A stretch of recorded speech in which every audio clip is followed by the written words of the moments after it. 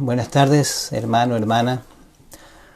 Les damos la más cordial de las bienvenidas a la enseñanza que realizamos por este medio, como Iglesia Los Robles. Anhelamos en el Señor que sea Él que le esté fortaleciendo, animando, sosteniendo en este tiempo. Que sea el Señor mostrando su gracia en medio de su vida y pueda usted también percibirla.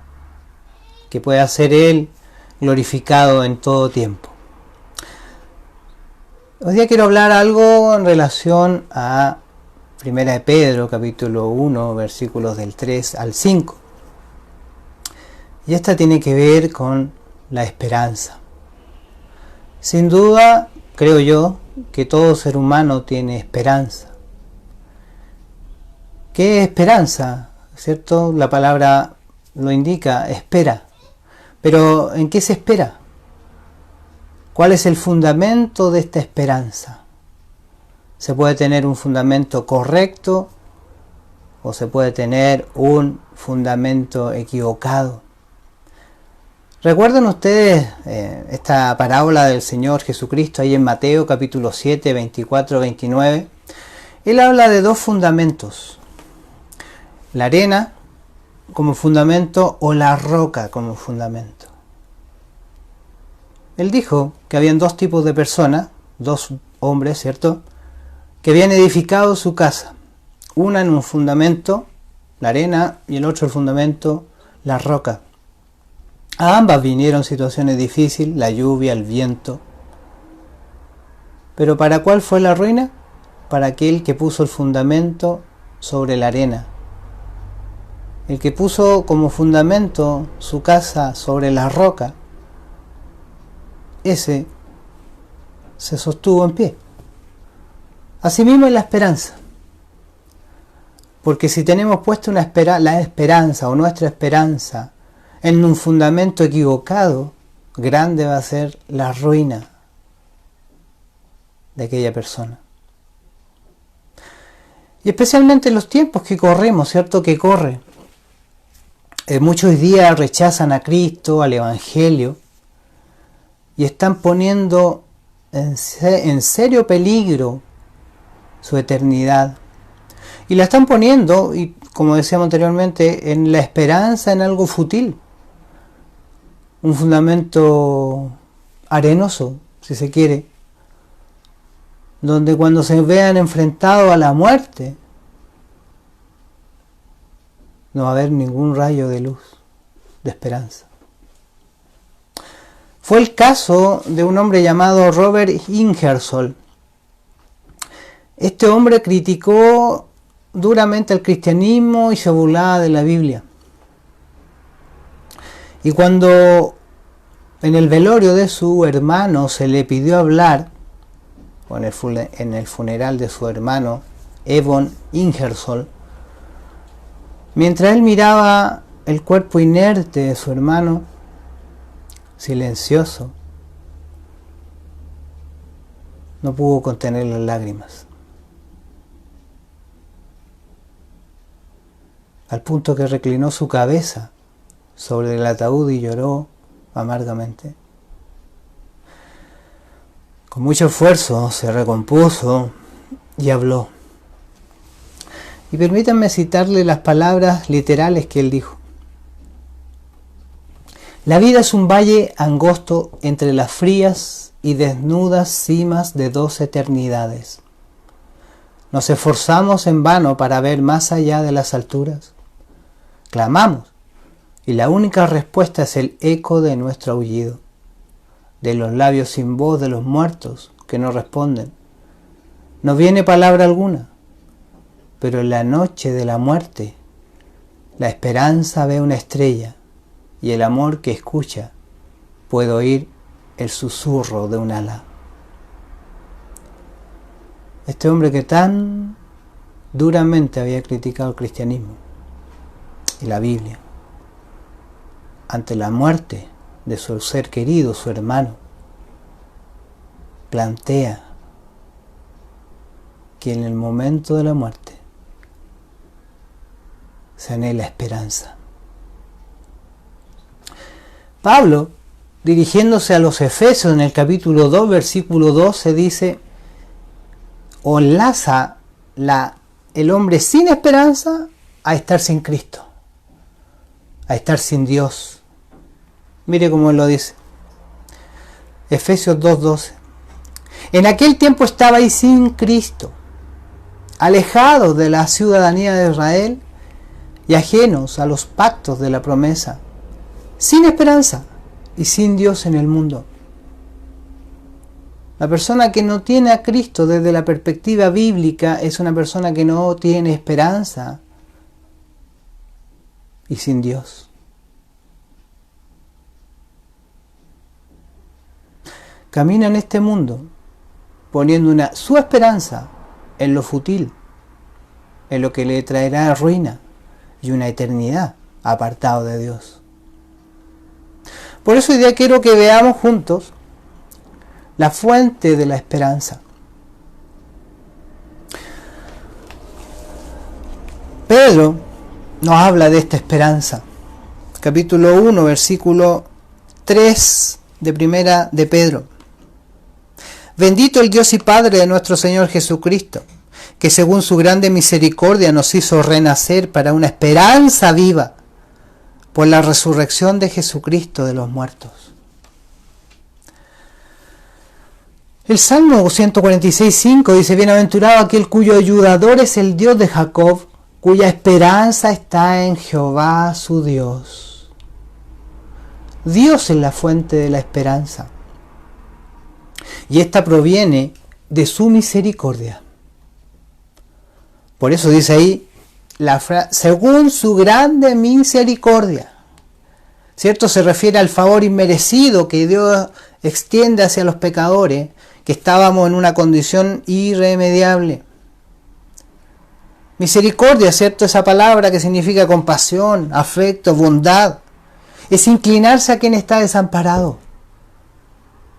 Para que se manifieste esta misericordia, evidentemente debe haber alguien que la requiera. Y ese es el caso de la humanidad, hermano. Dios tiene la capacidad de satisfacer la mayor necesidad del hombre.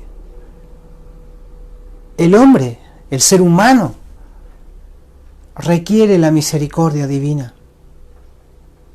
Porque es paradójico que el hombre que necesita a gritos misericordia de Dios, ni siquiera se da cuenta que la necesita. Dos aspectos de esta misericordia la podemos ver en Efesios capítulo 2. Efesios capítulo 2, versículos 1 y 3 primeramente. Efesios capítulo 2, versículos 1 al 3 primeramente. ¿Cómo opera la misericordia de Dios? Y Él os dio vida a vosotros cuando estabais muertos en vuestros delitos y pecados, en los cuales anduvisteis en otro tiempo, siguiendo la corriente de este mundo, conforme al príncipe de la potestad del aire, el espíritu que ahora opera en los hijos de desobediencia, entre los cuales también todos nosotros vivimos en otro tiempo, en los deseos de nuestra carne, haciendo la voluntad de la carne y de los pensamientos, y éramos por naturalezas hijos de ira, lo mismo que los demás. ¿Cómo opera la misericordia? El primer aspecto es que detiene su justicia. Detiene su justicia. Recuerden que justicia, Dios siempre opera con justicia y misericordia, jamás en injusticia. Si Él detiene su justicia, quiere decir que no nos da lo que nos corresponde. ¿Y qué nos corresponde? Esa ira que mencionó al versículo 3. Éramos hijos de ira, lo mismo que los demás. Dios podría habernos extendido justicia y su ira estaría sobre nosotros. Otro aspecto de cómo manifiesta su misericordia el Señor está en los versículos siguientes, 4 y 5. Pero Dios, que es rico en misericordia, por su gran amor con que nos amó, aun estando nosotros muertos en pecados, nos dio vida juntamente con Cristo. Por gracia sois salvos. ¿Puede entender?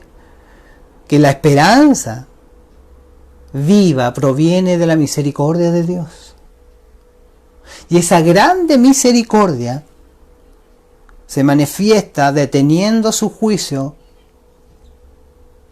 y mostrando o proveyendo la salvación de esta condición en la que estábamos, muertos en delito y pecado, apartados de Dios, o como dice Romanos, siendo enemigos de Dios.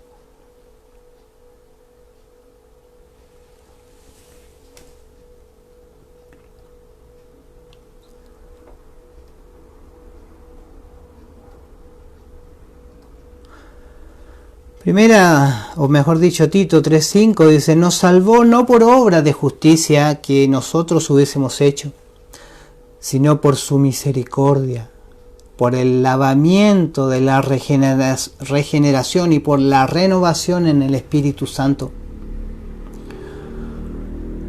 O como lo dice Jeremías en su libro de Lamentaciones, capítulo 3, versículo 22. Por la misericordia de Jehová no hemos sido consumidos, porque nunca decayeron sus misericordias.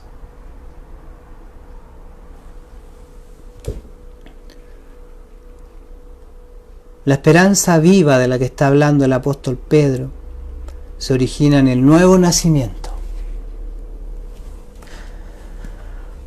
Volviendo a Pedro, primera de Pedro, capítulo 1, versículo 3.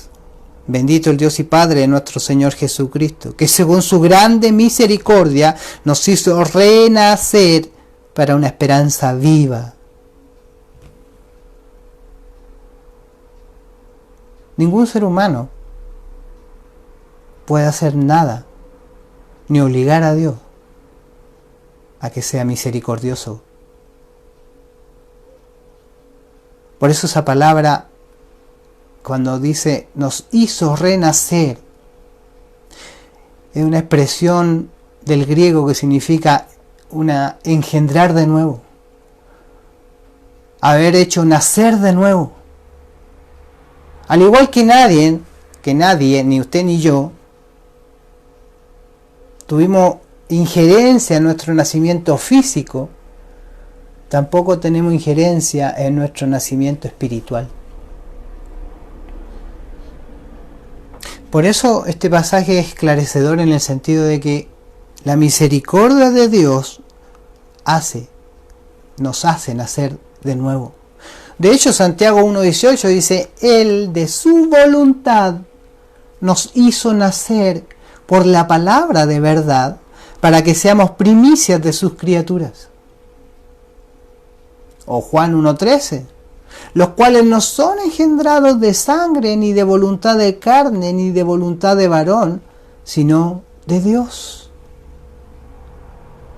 La voluntad de Dios nos hace renacer. Ahí también está claramente la misericordia de Dios por medio de este nuevo nacimiento que nos da. ¿Recuerdan la conversación de Jesucristo y Nicodemo? Ahí en Juan 3. Este hombre importante, ¿cierto?, del Sanedrín, le va a visitar de noche. Y Jesús inmediatamente le dice, de cierto te digo que el que no naciere de nuevo no puede ver el reino de Dios. Algo extrañado, Nicodemo le responde, ¿cómo puede un hombre nacer siendo viejo? ¿Puede acaso entrar por segunda vez en el vientre de su madre y nacer? Jesús le responde, de cierto te digo, de cierto te digo, que el que no naciere de agua y del Espíritu no puede entrar al reino de Dios. Lo que es nacido de la carne, carne es, y lo que es nacido del Espíritu, Espíritu es. Jesucristo, conversando con Nicodemo, le manifiesta la condición sine qua non para entrar al reino de los cielos. Y esa condición sine qua non es nacer de nuevo. Y Pedro nos acaba de decir en su primera carta, capítulo 1, versículo 3, bendito el Dios y Padre de nuestro Señor Jesucristo, que según su grande misericordia nos hizo renacer, o ser regenerado, nacer de nuevo, para una esperanza viva. Es el Dios y Padre que nos hizo renacer. Fuimos engendrados nuevamente, o nacimos de nuevo. A esto se refiere al ámbito espiritual. Dios, por medio del Santo Espíritu, somos regenerados al ser convencidos de pecado, justicia y juicio. Y Él viene a nosotros y nos da vida, estando muertos en delito y pecado. Esa es la esperanza viva de la que está hablando Pedro.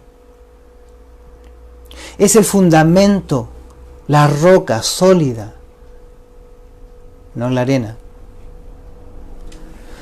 Primera Juan capítulo 5 versículo 1 dice: todo aquel que cree que Jesús es el Cristo es nacido de Dios, y todo aquel que ama al que engendró ama también al que ha sido engendrado por él. Es la intervención divina la que nos da un nuevo nacimiento.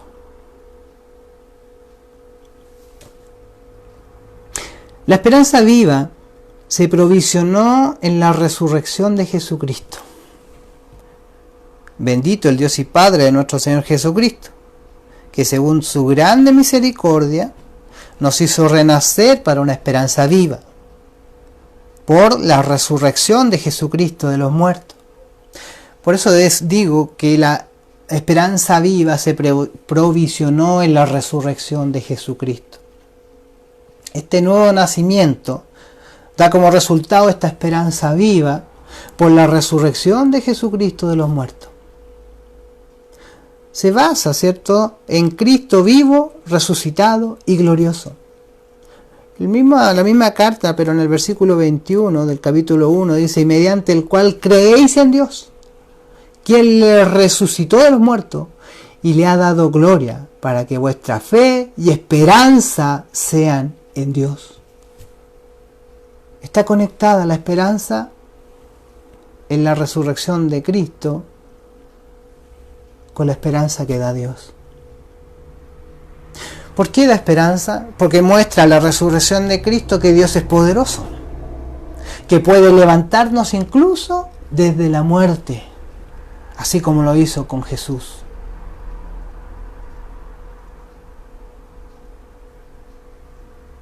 También da esperanza porque Jesucristo, por medio de la resurrección, se demostró que realmente era el Hijo de Dios.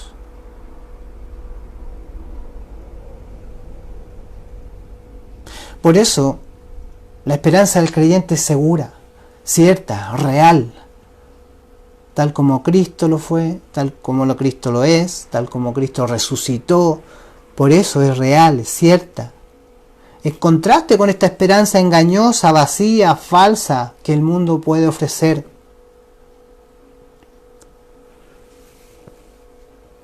Primera Tesalonicenses 4:4 nos dice: porque si creemos que Jesús murió y resucitó, así también traerá Dios con Jesús a los que durmieron en él. Todos los creyentes en Dios vendrán con Jesucristo. Todos los espíritus que hoy día están en la presencia del Señor, cuando venga por su iglesia en el rapto, y los cuerpos, ¿cierto?, de las tumbas sean levantadas, se unirán al espíritu que está con Dios. Esta parte inmaterial que hoy día vive con Cristo, los creyentes, y sus cuerpos que están aquí, se unirán en el momento del rapto o el arrebato. Efesios 1, 19 y 20 dice: y cuál la supereminente grandeza de su poder para con nosotros los que creemos, según la operación del poder de su fuerza, la cual operó en Cristo, resucitándole de los muertos y sentándole a su diestra en los lugares celestiales. Sí, hermano, eso es esperanza. Que Cristo esté sentado a la diestra del Padre, intercediendo por nosotros.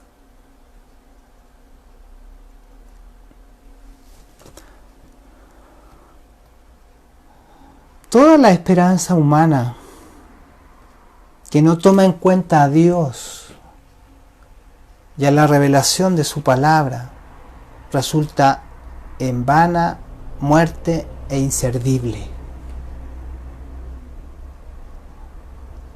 Recuerden lo que dijo el Señor: el cielo y la tierra pasarán, mas mi palabra permanecerá por siempre.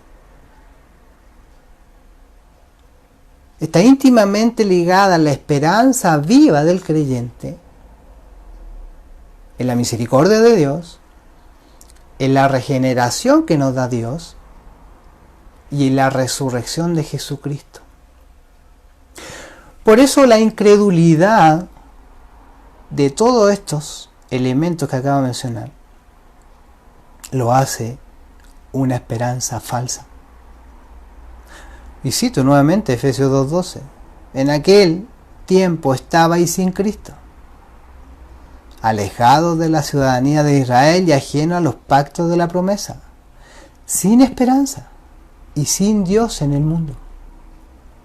Todo aquel que desecha a Cristo, a Dios, a su palabra, toda su esperanza es fútil y está muerta y es inservible. Está, como le dice Pablo a los Efesios, sin esperanza, sin Dios en el mundo. Y ahí usted se está dando cuenta que la esperanza que nos plantea el Nuevo Testamento es una esperanza viva, como dice Pedro, pero una esperanza cierta. Porque no está basado en cosas temporales. Está basado en hechos concretos ligados a la obra divina. En el versículo 4 de 1 de Pedro, capítulo 1, dice: para una herencia incorruptible, incontaminada, inmarcesible, reservada en los cielos para vosotros. O sea, la esperanza está ligada con la herencia, o la herencia de la esperanza. ¿Qué es la palabra herencia? Apunta al hecho de que las cosas que vamos a recibir ahí de Dios, en la eternidad, las vamos a recibir de gracia.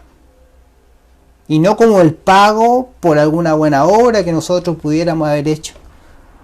Es una herencia que Dios tiene para aquellos que han puesto su fe en Dios, en Cristo, en su palabra. El Espíritu Santo obrando en cada uno de los creyentes.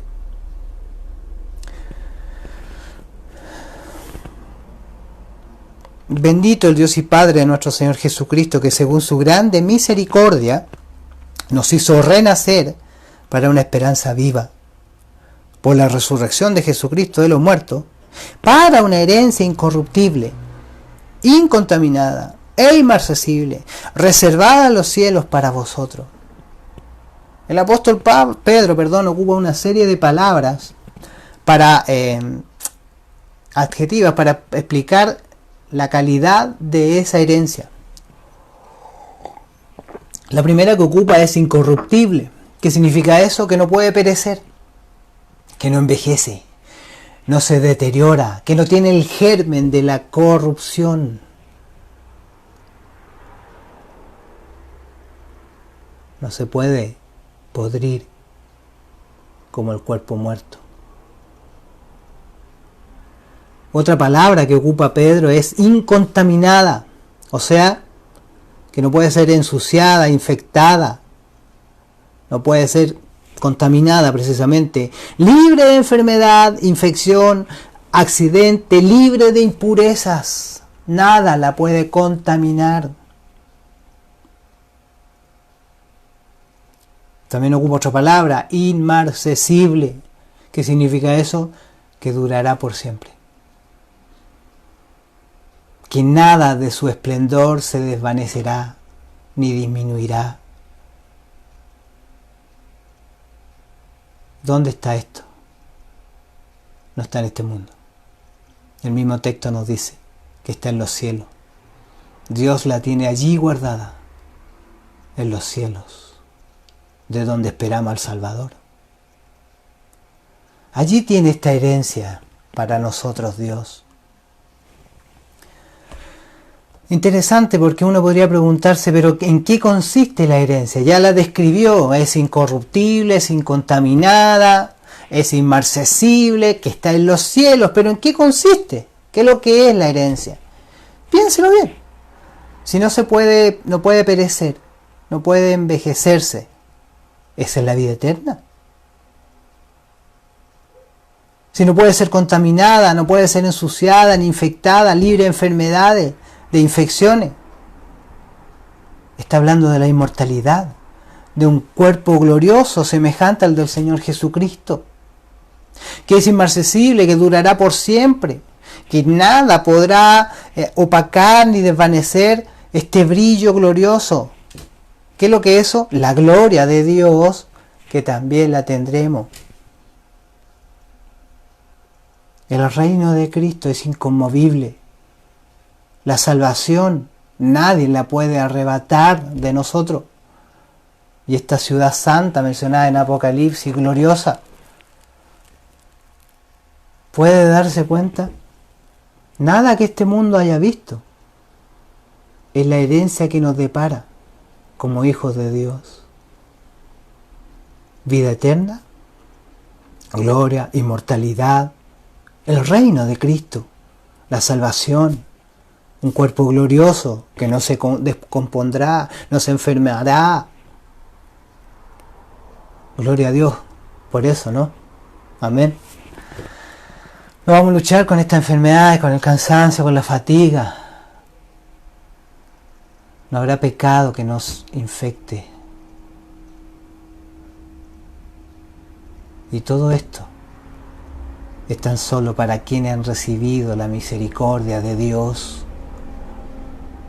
Aquellos que han creído en Jesucristo como el Salvador y Señor de sus vidas. Colosenses 1:12 dice: con gozo, dando gracias al Padre que nos hizo aptos para participar de la herencia de los santos en luz. O como lo dice Gálatas 3:29, y si vosotros sois de Cristo, ciertamente linaje de Abraham sois y herederos según la promesa. Pablo ahí en Hechos 20:32, y ahora, hermanos, os encomiendo a Dios, ya la palabra de su gracia, que tiene poder para sobreedificaros y daros herencia con todos los santificados. Y como dice Pablo ahí en Colosenses capítulo 3, versículo 1 al 3, pues si habéis resucitado con Cristo, buscad las cosas de arriba, donde está Cristo sentado a la diestra de Dios. Poned la mira en las cosas de arriba y no en las de la tierra, porque habéis muerto y vuestra vida está escondida con Cristo en Dios. Por eso los pasajes instan a poner nuestros ojos allá, donde está esta esperanza viva, esta vida gloriosa que nos espera allá.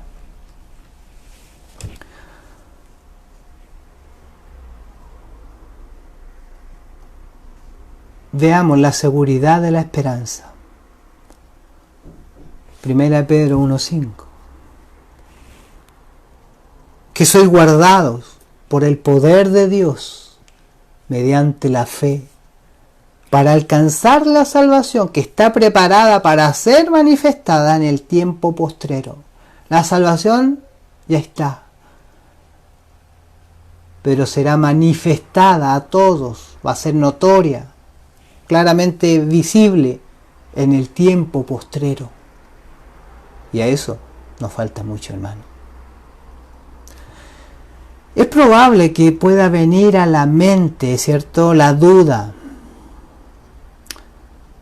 ¿Cómo es posible que en medio de fuertes tribulaciones o pruebas, tentaciones o en apremiante persecución, que eran precisamente los que recibieron esta carta, estaban siendo perseguidos, estaban perdiendo todos sus bienes cuando recibieron esta carta? Tomaban lo que tenían a mano y huían para salvar sus vidas. Y mientras iban arrancando, cambiándose de lugar a lugar, de región en región, iban compartiendo este evangelio, hablando de esta esperanza viva que menciona Pedro. Pedro queriendo animarles en medio de estas circunstancias apremiantes. Pedro les está hablando de la esperanza viva. Y aquí dice en el versículo 5 que sois guardados por el poder de Dios mediante la fe para alcanzar la salvación que está preparada para ser manifestada en el tiempo postrero. Tal vez hoy día estamos en situaciones difíciles debido a esta pandemia, poder estar en tiempos complicados económicamente. Tal vez la amenaza de la salud, la muerte está ahí. Por eso la esperanza no se debe depositar en este mundo, sino en la acción de Dios, en la misericordia, la gran misericordia de Dios que nos hizo renacer, nos dio vida para obtener esta esperanza viva por medio de la resurrección de Jesucristo. Y describe esta herencia que está en los cielos, a aquellas personas que precisamente están perdiéndolo todo, que podrán pensar en el mañana. Pedro les está diciendo que su esperanza no se centra aquí, sino en lo venidero.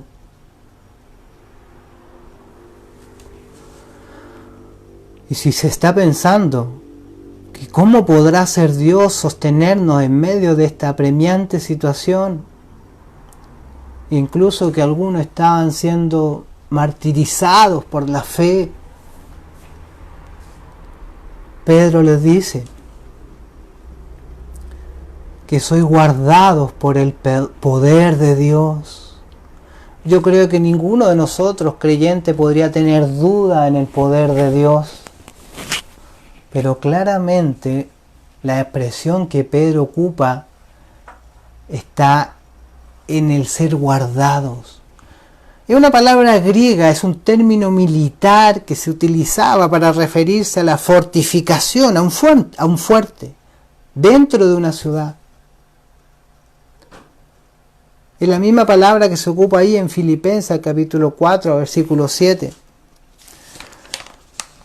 Filipenses capítulo 4, versículo 7. Y la paz de Dios, que sobrepasa todo entendimiento, guardará vuestros corazones y vuestros pensamientos en Cristo Jesús. Esta esperanza está guardada por Dios. Dios la guarda dentro de nosotros y la preserva dentro de nosotros para que obtengamos esa herencia y salvación. Recuerda la oración del Señor Jesucristo, esta oración sacerdotal en Juan 17, versículo 11. Y le dice al Padre el Señor: y ya no estoy en el mundo, mas estos, refiriéndose a sus discípulos, están en el mundo. Y yo voy a ti, Padre Santo, a los que me has dado, guárdalos, ahí está la palabra, en tu nombre, para que sean uno, así como nosotros. Sé tú el fuerte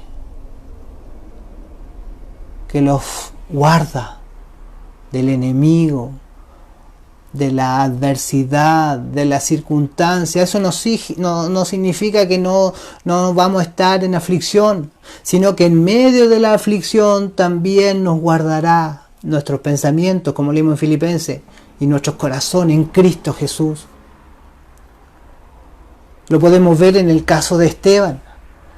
Estaba siendo apedreado, ¿recuerdan? El cielo se abrió para que él pudiera ver a Cristo de pie al lado del Padre. Y ahí lo guardó. ¿Cómo no? Si llegó a decir Esteban,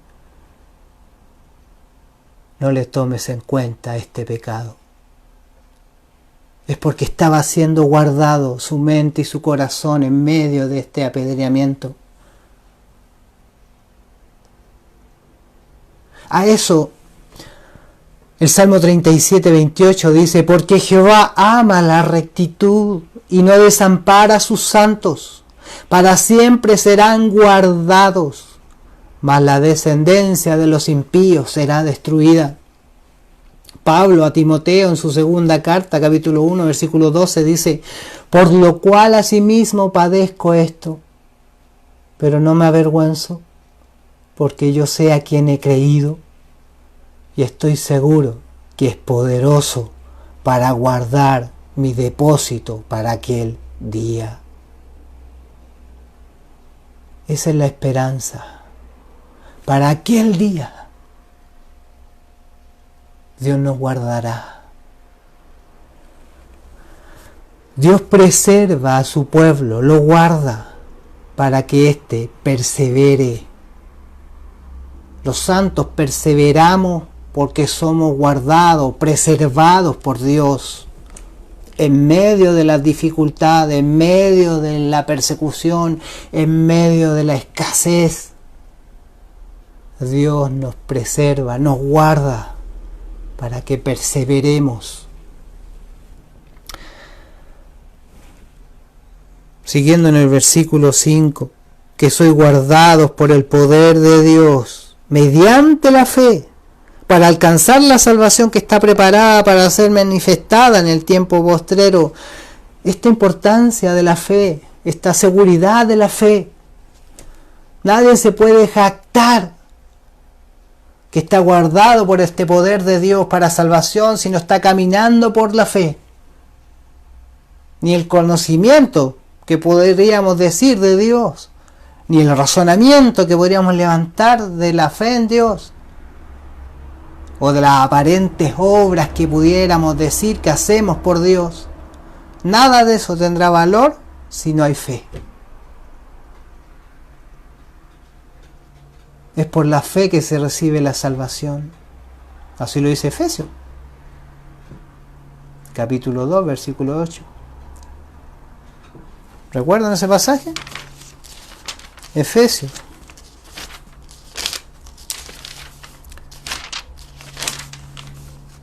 Dos, 8. Porque por gracia sois salvos por medio de la fe, y esto no de vosotros, pues es un don de Dios. Primera de Pedro, esta misma carta que estamos viendo ahora, pero más adelante en el versículo 7 dice, para que sometida a prueba vuestra fe, mucho más preciosa que el oro, el cual aunque perecedero se prueba con fuego, refiriéndose al oro, sea hallada en alabanza, refiriéndose a la fe, gloria y honra cuando sea manifestado Jesucristo. Esta fe, vuestra fe, es mucho más preciosa que el oro,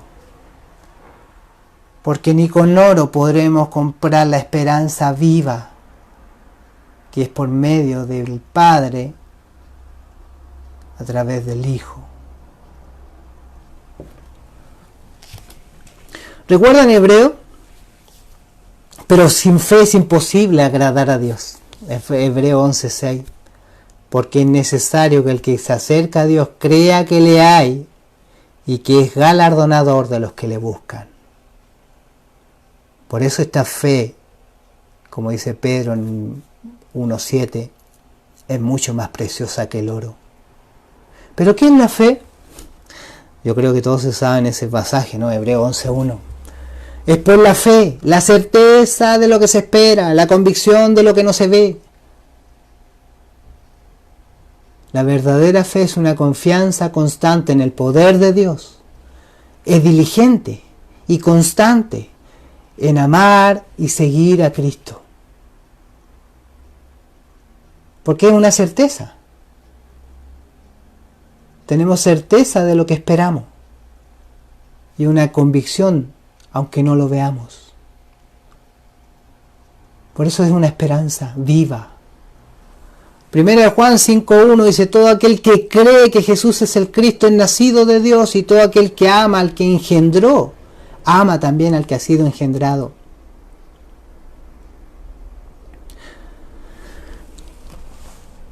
Bendito el Dios y Padre de nuestro Señor Jesucristo, que según su grande misericordia nos hizo renacer para una esperanza viva, por la resurrección de Jesucristo de los muertos, para una herencia incorruptible, incontaminada e inmarcesible, reservada en los cielos para vosotros, que sois guardados por el poder de Dios mediante la fe, para alcanzar la salvación que está preparada para ser manifestada en el tiempo postrero.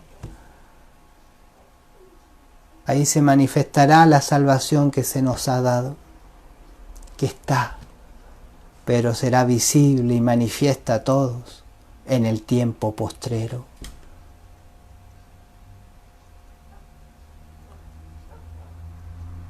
La tradición cristiana nos cuenta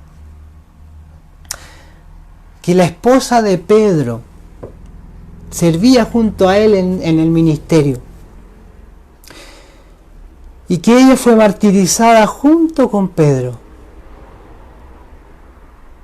y el cual Pedro, al ver a su esposa camino o cuando era llevada a la muerte, se regocijó en su interior por su llamado y traslado al hogar eterno, y le llamó con mucho aliento y consuelo por su nombre, y le dijo: acuérdate de tu Señor,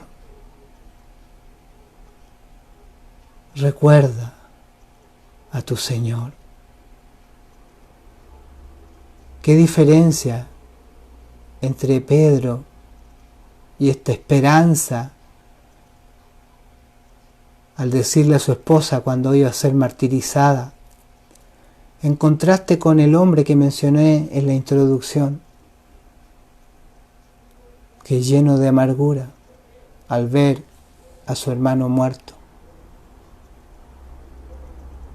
expresó que ahí podría haber esperanza? Dos fundamentos de la esperanza.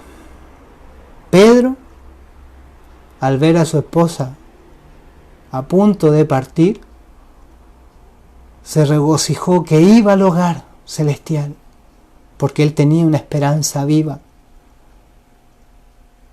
al punto de decirle: acuérdate de tu Señor. ¿Dónde has puesto tu esperanza? ¿Cuál es el fundamento de tu esperanza? ¿La obra de Dios? ¿Su misericordia? ¿El que te hizo renacer? ¿El que lo demostró por medio de la resurrección de Jesucristo? ¿Aquel que tiene una herencia incorruptible, inmarcesible, en los cielos, esperando por los suyos? Aquel que tiene poder para guardarte y preservarte en medio de la adversidad, por medio de la fe que Él ha puesto en ti. Que el Señor nos ayude, que podamos ser como este Pedro, que incluso al ver a su esposa que iba a ser martirizada, como estaba tan convencido de esta esperanza viva, le dijo: Acuérdate de tu Señor. A ti te digo ahora, que estás tal vez tambaleando, acuérdate de tu Señor. Acuérdate de tu Señor. Que el Señor te bendiga, que te fortalezca, porque Él te está guardando en esta difícil situación. ¿Me acompañas a orar? Señor, vamos a tu presencia, reconociendo tu grande misericordia, que solo tú tienes el poder para guardarnos y guardarnos de no caer. Que tú guardas a tu pueblo para que pueda perseverar. Bendecimos en esta hora tu nombre y te ruego, Señor, por cada uno de tus hijos que está escuchando o escuchará esta enseñanza, que puedas, Señor, en tu gracia y misericordia utilizarla para darle ánimo, para que sus ojos no estén aquí, sino puestos en allá, en este reino que nos espera, tu reino, en esta herencia que está guardada para los tuyos. Gracias, Señor, porque tu palabra nos alienta, nos anima, nos exhorta, nos instruye. Bendecimos tu nombre en esta hora. Gracias, Señor, y te lo pedimos todo en el nombre de Jesucristo, nombre que es por sobre todo nombre, al cual se doblará toda rodilla de lo que está en el cielo, en la tierra y debajo de ella, y toda lengua confesará que Jesucristo es el Señor, para gloria de Dios Padre. En ese nombre oramos, en el bendito nombre de Jesucristo. Amén, amén y amén. Que el Señor te bendiga, hermano.